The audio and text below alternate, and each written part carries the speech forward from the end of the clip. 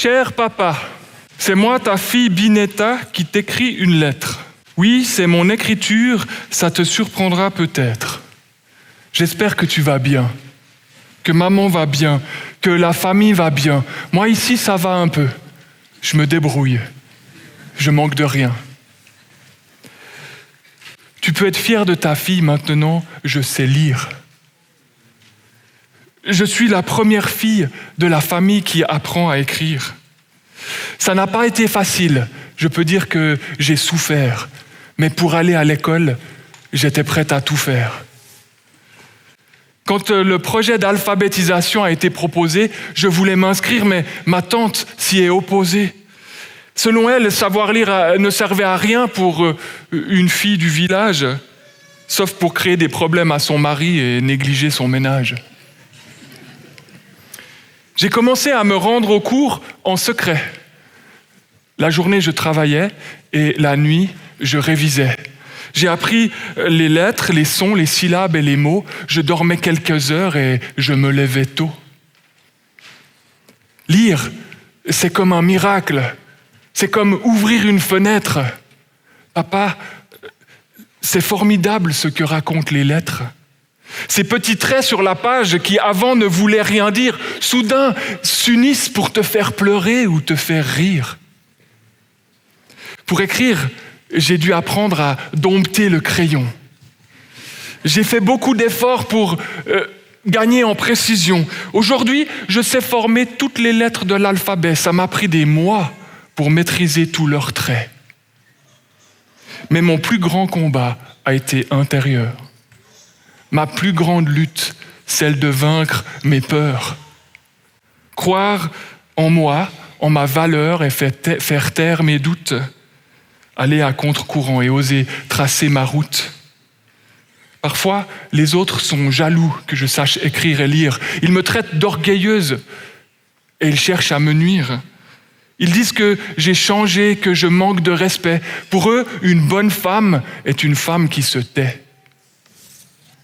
Un jour, des hommes sont venus avec un contrat à la maison. Ils voulaient que ma tante le signe en lui assurant que c'était bon. J'ai pris le papier et j'ai lu devant leurs yeux incrédules. Ma tante a compris qu'ils voulaient la voler sans scrupule. Depuis, elle m'a déchargé de certaines tâches domestiques. En plus de la lecture, j'apprends les mathématiques. En janvier, j'ai commencé un apprentissage de couture. Bientôt, je pourrai calculer les prix et prendre les mesures. En apprenant la lecture, j'ai aussi découvert les Écritures. La parole de Dieu dans ma langue, son amour dans ma culture. Il m'a créé à son image. C'est ça ma véritable identité. Je suis une femme, je suis aimée. C'est ça la vérité. Apprendre à écrire m'a offert une vie nouvelle. Les livres ont ouvert mes yeux en ouvrant mes oreilles. La Bible, c'est comme éclaire mon chemin, comme une lampe à mes pieds. Je suis sorti de la nuit, je ne suis plus illettré. La lecture me donne accès à tellement de connaissances. Je comprends mieux nos traditions et je m'ouvre à la science. Je peux écrire des messages, surfer sur Internet, sortir de mon village, parcourir la planète. Parfois, j'ai le vertige devant ces nouveaux horizons. C'est un grand défi pour moi et pour ma génération. Mais j'ai confiance que nous saurons le relever avec brio. On va déchiffrer ce monde et le réécrire en plus beau.